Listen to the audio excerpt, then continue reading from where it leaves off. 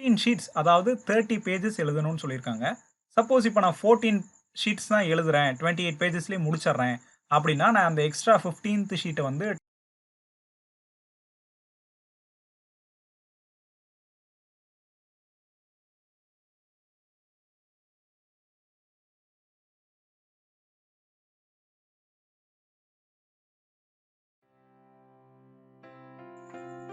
வணக்கம் மக்கள்ஸ். இந்த வீடியோல அண்ணா யூனிவர்சிட்டி ஓப்பன் புக் எக்ஸாம்ல ஹார்ட் காப்பி எப்படி சென்ட் பண்றது அப்படின்றது அதை பத்தின ஃபுல் டீடைல்ஸ் தான் இந்த வீடியோல பார்க்க போறோம். ஸோ வாங்க வீடியோக்குள்ள போலாம். எக்ஸாம் ரூல்ஸ் படி நம்மளுடைய ஆன்சர்ஸை A4 ஷீட்ஸில் எழுதி அந்த A4 ஷீட்ஸை இந்த கிளாத் லைன் கவரில் போட்டு நம்ம ஸ்பீட் போஸ்ட் இல்லைனா ரெஜிஸ்டர் போஸ்ட் பண்ணணும். இந்த கிளாத் லைன் கவர் பார்த்தீங்கன்னா A3 சைஸ், A4 சைஸ்னு நிறைய சைஸில் அவைலபிளாக இருக்குது. நீங்கள் இன்ஜினியரிங் கிராஃபிக்ஸ் EG எக்ஸாம் எழுதுறீங்கன்னா மட்டும் A3 சைஸ் ஷீட் வாங்கி அந்த ஷீட்ஸை வந்து A3 சைஸ் கிளாத் லைன் கவரில் போட்டு அனுப்புங்க. மற்றபடி மற்ற எக்ஸாமுக்கு A4 சைஸ் கவரே போதும். ஆல்சோ அனெக்ஷர் 1, அனெக்ஷர் 2 அப்படின்னு நம்ம 2 ஷீட் ஃபில் பண்ணி நம்மளுடைய ஆன்சர் ஸ்கிரிப்ட்ஸோட அட்டாச் பண்ணணும். எதை எங்கே அட்டாச் பண்ணணும், அதில் என்னென்ன டீட்டெயில்ஸ் ஃபில் பண்ணணும் அப்படிங்கிறத பார்ப்போம். இந்த அனெக்ஷர் 1 நான் ஆல்ரெடி ஃபில் பண்ணி வச்சுருக்கேன். அதில் என்னென்ன டீட்டெயில்ஸ் ஃபில் பண்ணணும் அப்படின்றத இப்போ காட்டுறேன். ஃபஸ்ட்டு பார்த்தீங்கன்னா காலேஜ் கோட் இருக்கும். உங்கள் காலேஜுடைய 4 டிஜிட் காலேஜ் கோடை என்டர் பண்ணிக்கணும். அண்ட் தென் ஃபாலோட் பை உங்கள் காலேஜ் நேம். உங்களுடைய காலேஜ் நேம் என்னவோ அதை கேபிட்டல் லெட்டர்ஸில் ஃபுல்லாக எழுதிக்கோங்க. அண்ட் தென் உங்கள் ரெஜிஸ்டர் நம்பர், உங்கள் ரெஜிஸ்டர் நம்பரை அந்த ஃபார்மேட்டில் எழுதிக்கோங்க. உங்கள் நேம், உங்கள் ஃபுல் நேம் வந்து இனிஷியலோடு எழுதிக்கோங்க. அண்ட் தென் டிகிரியில் வந்து பிஇனா பிஇ, பிடெக்னா பிடெக், என்ன டிகிரியோ அதை எழுதிக்கோங்க. உங்கள் பிரான்ச் நேம் ஃபுல்லாக எழுதிக்கோங்க. அண்ட் தென் நீங்கள் செமஸ்டரில் வந்து சப்போஸ் இப்போ நீங்கள் அரியர் எக்ஸாம் எழுதுறீங்கன்னா 3rd செமஸ்டர் அரியர் எழுதுறீங்க அப்படின்னா நீங்கள் இப்போ 7th செமஸ்டர் ஸ்டூடெண்ட் அப்படிங்கிறக்காக இந்த இடத்துல 7ன்னு போட்டக்கூடாது. நீங்கள் என்ன செமஸ்டர் எக்ஸாம் எழுதுறீங்க, 3rd செமஸ்டர் அரியர் எழுதுறீங்க அப்படின்னா அந்த இடத்துல 3ன்னு தான் போடணும். அண்ட் தென் கொஷின் பேப்பர் கோடு வந்து கொஷின் பேப்பரில் போட்டிருக்கோம், அதை பார்த்து எழுதுறீங்க. உங்கள் சப்ஜெக்ட் கோடு என்ன அப்படின்றது அதுவும் உங்கள் கொஷின் பேப்பர்லேயே இருக்கும். அப்படி இல்லாட்டி உங்கள் சப்ஜெக்ட் முன்னாடி இருக்கும், அதை வச்சு நீங்கள் எழுதிக்கலாம். உங்களுடைய சப்ஜெக்ட் நேம் எழுதிடுறீங்க. அண்ட் தென் எந்த டேட்டில் நீங்கள் எக்ஸாம் எழுதுறீங்களோ டேட்டு, மந்த், இயர் இந்த ஃபார்மேட்டில் பிரித்து எழுதிடுறீங்க. உங்களுடைய செஷன் வந்து ஃபோர்நூன் செஷன்னா ஃபோர்நூன், ஆஃப்டர்நூன்னா ஆஃப்டர்நூன், எந்த செஷனோ அதை டிக் பண்ணிடுறீங்க. நம்பர் ஆஃப் பேஜஸ் யூஸ்டு அப்படின்ற இடத்துல எத்தனை பேஜஸ் யூஸ்டோ 24னா 24 அப்படின்னு போட்டு இன் வேர்ட்ஸில் 24 அப்படின்றது எழுதணும். எத்தனை பேஜஸோ அத்தனை பேஜஸ் அந்த இடத்துல எழுதணும். Also signature of the student with date அப்படின்ற இடத்துல இந்த இடத்துல நான் சைன் மட்டும் போட்டிருக்கேன், டேட் போடலை. ஆனால் அந்த இடத்துல டேட் போடணும். நீங்கள் அதுக்கு கீழே ஒரு செக்ஷன் இருக்குது பார்த்தீங்களா, part A, part B, part C. இது ஃபார் ஆஃபீஸ் யூஸ் ஒன்லின்னு போட்டிருக்கே அப்படின்றதுனால நம்ம ஃபில் பண்ணாமல் விட்டுறக்கூடாது. இதில் நம்ம ஃபிசிக்கலாக எக்ஸாம் எழுதும்போது எழுதுவோம் தெரியுமா, அப்போ வந்து நம்ம என்னென்ன கொஷின்ஸ் எல்லாம் எழுதியிருந்தோம் அப்படின்னு டிக் பண்ணுவோம் தெரியுமா. பார்ட் ஏல என்னென்ன கொஷின்ஸ் எழுதணும் அப்படின்றதெல்லாம் இந்த சேம் ப்ரொசீஜர். பார்ட் ஏல என்னென்ன கொஷின்ஸ் எழுதியிருக்கோமோ அது எல்லா கொஷின்ஸையும் டிக் பண்ணுறோம். And then part B and சியில் என்னென்ன கொஷின்ஸில் இப்போ 11Aல 1, 2, 3 மூணுமே அட்டன் பண்ணியிருந்தா மூணுமே டிக் பண்ணுறோம். என்னென்ன கொஷின்ஸ் அட்டன் பண்ணியிருக்கோமோ எல்லாத்தையும் டிக் பண்ணுறோம். இந்த டோட்டல் போடுறது இதெல்லாம் தான் வந்து ஃபார் ஆஃபீஸ் யூஸ். அதுக்கு தான் அந்த இடத்துல ஃபார் ஆஃபீஸ் யூஸ் ஒன்லைன் கொடுத்துருக்காங்க. அண்ட் தென் அனெக்ஷர் 2 எப்படி ஃபில் பண்ணுறது அப்படின்னு பார்ப்போம். Annexure 1 over. அனெக்ஷர் 2 வந்து பார்த்தீங்கன்னா நம்ம கிளாத் லைன் கவரில் பேஸ்ட் பண்ணணும். அந்த அனெக்ஷர் 2ல் என்னென்ன டீட்டெயில்ஸ் அப்படின்னு பார்த்தீங்கன்னா கொஷின் பேப்பர் கோடு, அது கொஷின் பேப்பரில் இருக்கும். அண்ட் தென் டிகிரி யூஜியா பிஜியா அப்படின்றத டிக் பண்ணிக்கணும். நான் யூஜி அதனால டிக் பண்ணிட்டேன். டேட் ஆஃப் த எக்ஸாம் வந்து டேட் போட்டுக்குங்க. அண்ட் தென் என்ன செஷனோ, ஃபோர்நூன் செஷனா ஃபோர்நூன், ஆஃப்டர்நூன்னா ஆஃப்டர்நூன், அதை டிக் பண்ணிக்கோங்க. உங்களுடைய ரெஜிஸ்டர் நம்பர் ஃபுல்லாக எழுதிக்கோங்க. நேம் ஆஃப் த கேண்டிடேட்டில் உங்கள் ஃபுல் நேம் எழுதிக்கோங்க.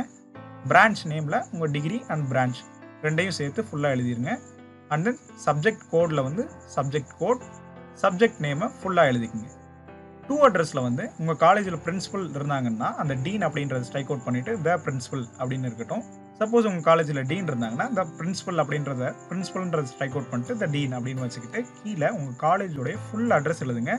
அதில் ரொம்ப ரொம்ப முக்கியம் பின்கோடு. காலேஜ் எந்த அட்ரஸில் இருக்கோ அதனுடைய பின்கோடு கண்டிப்பாக மென்ஷன் பண்ணணும். பின்கோடு ரொம்ப முக்கியம். ஃப்ரம் அட்ரஸில் உங்கள் பேர், நீங்கள் எந்த இயரு, எந்த டிபார்ட்மெண்ட்டு, உங்களுடைய ஹோம் அட்ரஸ், உங்களுடைய ரெசிடென்ட் அட்ரஸ் எழுதி அதுலேயும் பின்கோடு ரொம்ப ரொம்ப முக்கியம். பின்கோடு எழுதிடணும்.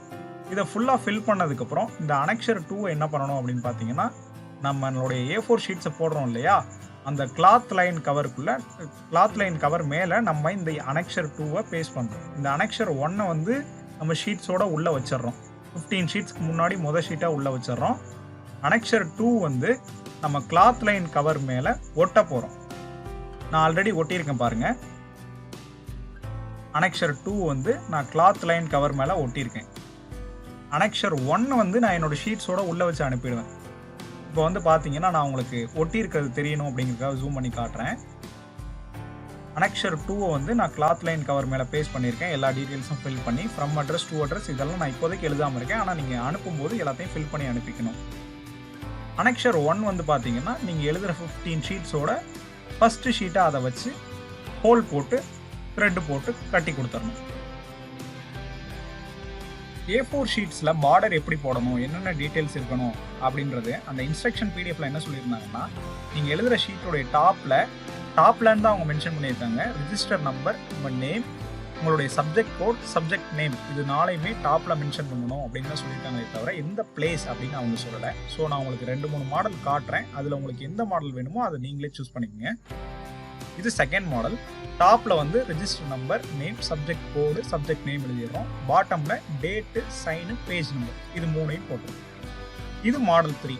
எனக்கு இந்த மாதிரி டிசைன்லாம் வேண்டாம், நான் சிம்பிளாக நேராக எல்லாத்தையும் எழுதிக்கிறேன் அப்படின்னா எல்லாத்தையும் எழுதிக்கலாம். Register number followed by your name and then followed by subject code with subject name. அதே மாதிரி கீழே நீங்கள் என்னைக்கு எக்ஸாம் எழுதுறீங்களோ அந்த date, page number plus your signature. இது எல்லாத்தையும் விட ரொம்ப முக்கியமானது, எக்ஸாம் அன்னைக்கு இந்த register number, name, subject code, subject name இதெல்லாம் எக்ஸாம் எழுதிக்கிட்டு இருக்கும்போதோ இல்லை எக்ஸாம் எழுதி முடிச்சதுக்கு அப்புறமோ எழுதாது. தயவு செஞ்சு முன்னாடி நாளே எல்லாத்தையும் எழுதி வச்சிருக்கோம். ஏன்னா அந்த 3 ஹவர்ஸில் நம்ம எவ்வளோக்கு எவ்வளோ அந்த டைமை எழுதுறதுக்கு யூட்டிலைஸ் பண்ணணுமோ அதுக்கு தான் பார்க்கணும். ஸோ வந்து முன்னாடியே எழுதி வச்சிருங்க. எக்ஸாம் எழுதுறதுக்கு முன்னாடி நீங்கள் வச்சிருக்க வேண்டிய செக்லிஸ்ட் என்ன, எல்லா பேஜ்லையும் மார்ஜின் போட்டிருக்கோமா அப்படின்றத செக் பண்ணிக்கணும். அதே மாதிரி register number, name, subject code, subject name எல்லாமே எழுதியிருக்குமா எல்லா பேஜ்லையும் அப்படின்னு பார்த்துங்க. அண்ட் தென் பாட்டமில் அதே மாதிரி டேட்டு, பேஜ் நம்பர், சைன் எல்லாமே போட்டிருக்குமா அப்படின்னு பார்த்துங்க. இது எல்லாத்தையும் விட முக்கியம் ஹோல்.